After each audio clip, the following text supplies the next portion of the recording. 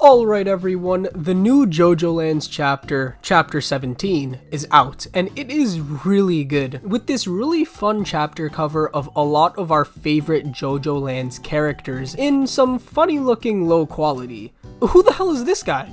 Well, I'm glad I asked, because this character seems to be someone really important, and I don't just mean like a one-time fight kind of character like we usually see in JoJo, but this guy could honestly be the main villain of the Jojolands. Meet Acca Howler, the owner of the Howler company. That is right, we did not have to wait 80 chapters in order to see the leader of the organization that we will be fighting. We're going to see this guy instantly, and from what we have seen from him, he's really cool. First, we should talk about his name, Acca Howler. What the hell is an Acca? Some people might be thinking. Well, it's actually the Italian word for H.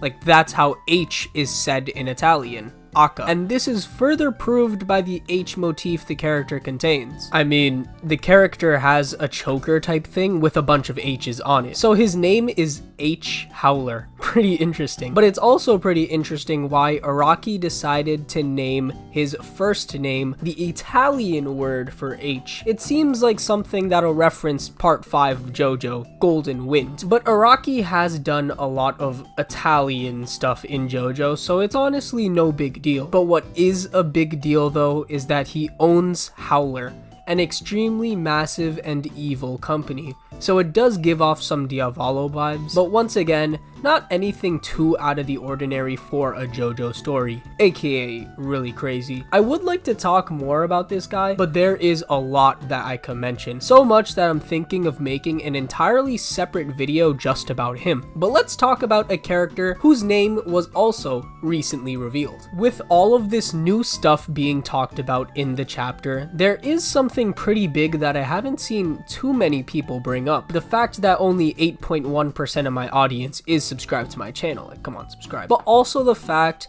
that we got her name. That's right. Her name is Lulu. The owner of the stand Bags Grooves is Lulu, and it's honestly something I don't find too many people talking about, just because I've barely heard anyone actually mention the owner of the stand name Bags Grooves having the name Lulu. It's strange because I feel like her name was like the biggest thing people were looking out for in this chapter, since it's the main question we were all wondering. Who is this strange child with this fairly broken stand? But I don't know, I just didn't see it. But yeah, Lulu is quite the name. I guess it fits the fact that this is a child that we're fighting. I'm wondering if it's just some nickname or if her name is actually Lulu. But honestly, it's probably something we won't be finding out. So I guess, welcome Lulu, the owner of the stand Bags Grooves. And when it comes to Bobby Jean, we get a lot more characterization for him compared to last chapter. I feel like in this chapter, we get a better sense of who Bobby Jean is,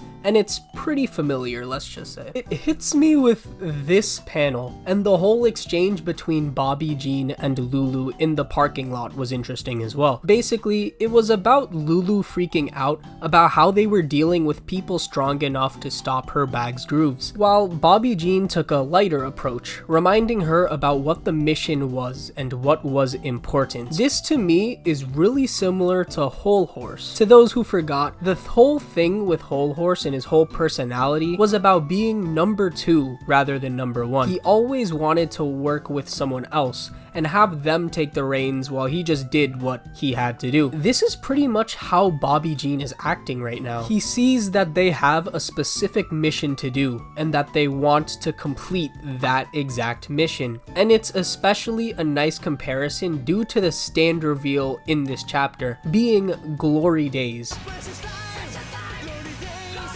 Let's go, Araki. Thank you for referencing the best Yu-Gi-Oh opening, Precious Time Glory Days, thank you. But for real though, the stand name seems to be referencing the Bruce Springsteen song called Glory Days.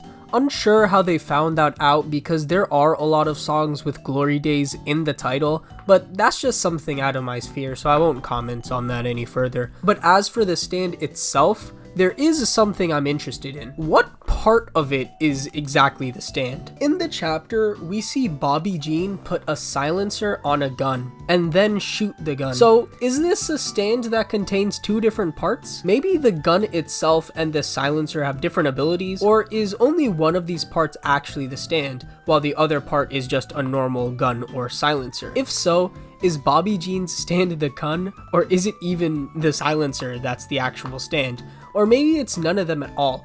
What if it's just some random creature out on the side and Bobby Jean is just using the silencer as a safety precaution to not alert too many people of him shooting a gun? There are a lot of possibilities for what Araki can do, so I hope to see if this question gets answered in the next chapter, and maybe we could start talking about it in my Discord server, which link is in the description for that. Now, there is an important scene that I think needs to be discussed about in this chapter, mainly the fact that Acca Howler called Bobby Jean on the phone, but it was really only to talk to Lulu, and it was to mention the lava rocks. This is big for Jojolands. It shows that out of the two members of this group, Howler trusts Lulu that much more than Bobby Jean, that he won't even tell Bobby Jean about the lava rocks, but will definitely tell Lulu about it. It's even possible that he doesn't trust Bobby Jean, like, at all. And honestly, with what I was mentioning earlier about Bobby Jean's personality, I mean, I could get it.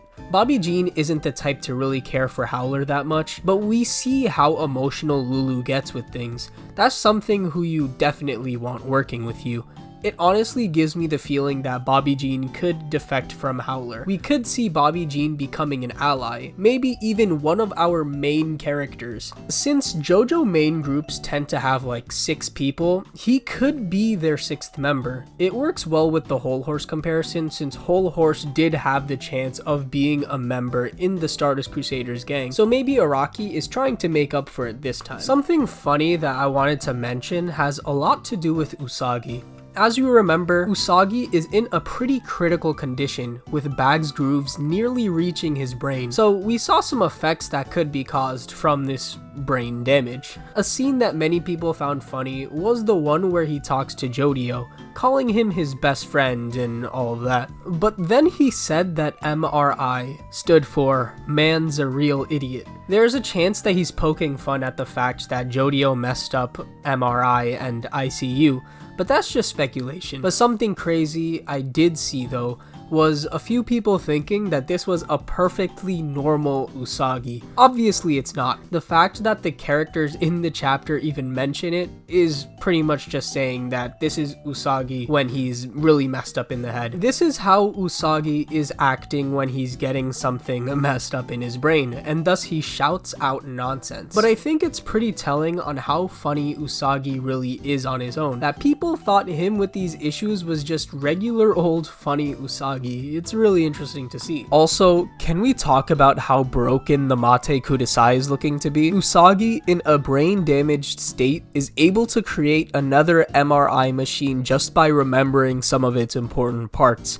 He was able to create an exact copy of an MRI machine. I feel like someone with Usagi's stand is going to end up being extremely useful in the gang. Even if right now he's kind of the comic relief, he's really going to feel like an essential member. This chapter was basically the villains chapter. We didn't see too much from our main characters, but we got a lot from these new villains. Cool to see, since we've had a couple of chapters to see the main character dynamics already, that it's cool that Araki is taking the time to establish all these new characters, even if there's a chance that we don't see them for long. Honestly, if you're still in the mood to watch some more villains, check out this video where I talk about Funny Valentine and the Ender Dragon from Minecraft. It has a special guest in there too.